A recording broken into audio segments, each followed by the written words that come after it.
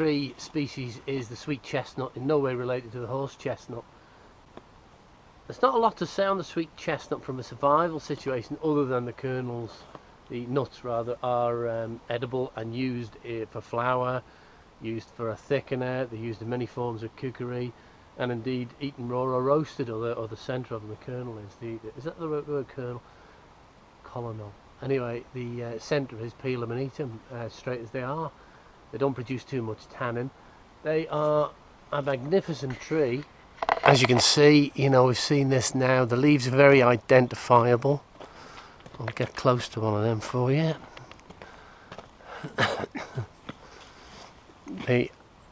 I'll not describe them to you, but you can see the veins, the edges of the leaf, and on the branch they're every other one. You know, it's not like a hand, not like the horse chestnut as I described in an earlier video. The bark, they're a magnificent twisted tree, and they grow very, very fast. So very useful for planting in around wherever you want them to be, really, for a food source at this time of year, which is late autumn. As you can see, they're on the ground. They're fallen by the hundreds, which I'm going to pick up now and forage and take a big sack home, to which we'll have great joy on turning them into food. The wood itself is not much use from a making furniture point of view. You could make bushcraft furniture, but you couldn't make fine furniture with it. It's quite knotted, and it's pretty crap, really. It's good for fence posts and seats and outdoor sort of gardenery work. From a medicinal point of view, they are good for a lot of things, really. They're good for, as the leaf is good as it turned into a tincture for chest infections and all sorts of stuff like that. A popular remedy for whooping cough. So we do look for medicines in our trees if we've got to survive in the wild, that's for sure, because there won't be no chemists, and we will have sick people around us, children, whoever. So we need to be on the ball with the remedies, and we need to have them prepared, ready to go, or be able to get them prepared and ready to go. But as I say, there's not a lot to say on the sweet chestnut other than the fact that most are edible. But as I say, let's have a look at the actual nut and see what we can get. Let's pick up a few. Okay, the sweet chestnut's fallen now. I wondered why there was a gathering of pheasants there this morning, including the cart, and I just stopped to pick up a few. But the sweet chestnut differs from the horse chestnut. I haven't got a horse chestnut here, in that the spikes are far more intense.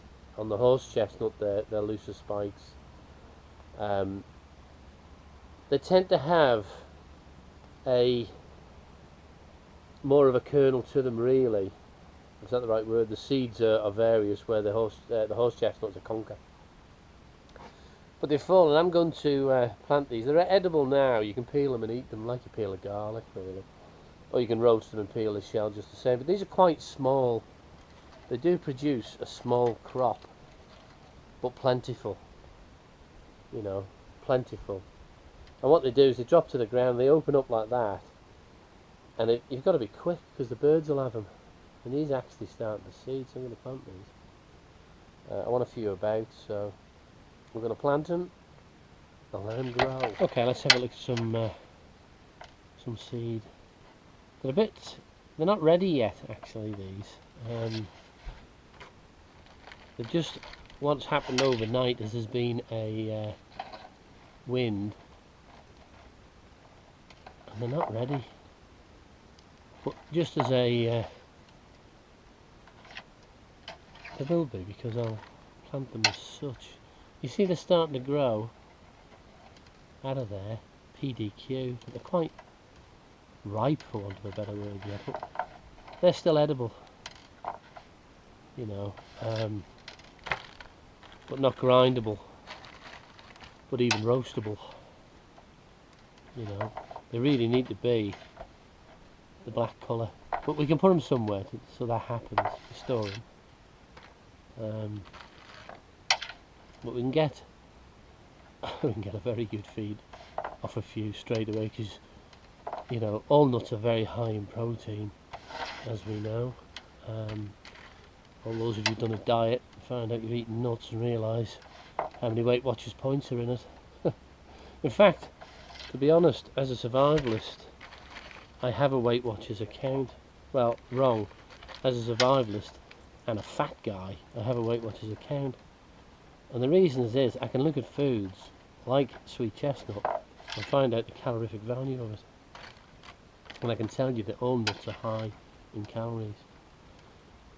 To be honest, there's probably 500 calories in just what you can see in front of you now, to be honest with you. So there's a lot of food value in these.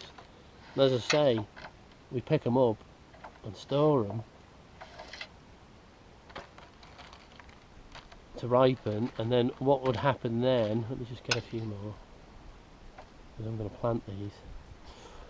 See, they're not really ready to do their work from what we're doing. They're better,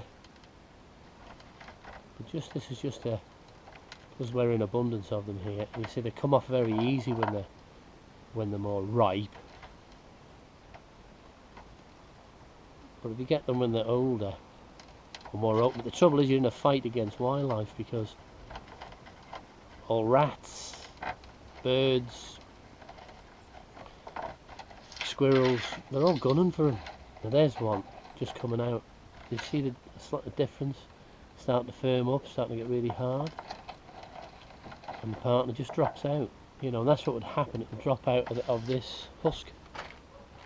But as you can see, within a short period of time, literally minutes, we've got a lot of calories here. But what we do, try and find one of them hard ones,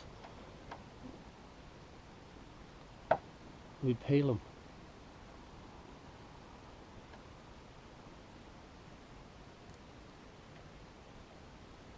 And we'd eat the husk. Or chew them. Some won't have a lot in, they're still forming yet. But ground up, dried out, ground up and made flour, a substantial feed. Chewy like that. But edible just the same. I'm going to plant these, even the ones I've just... Anyway, that gives us some idea of the sweet chestnut tree. As I say, it's got medicinal purposes. It isn't very useful as wood. Its leaves are good for chest infections, like bronchitis even, and a cure for whooping cough. And what I say is a leaf tincture is you could dry the leaves, grab them in the summer and dry them as you would dry anything else in a warm sunny place on something dry, until they were dry, and you could crumble them up like a tea and you could drink it as a tea.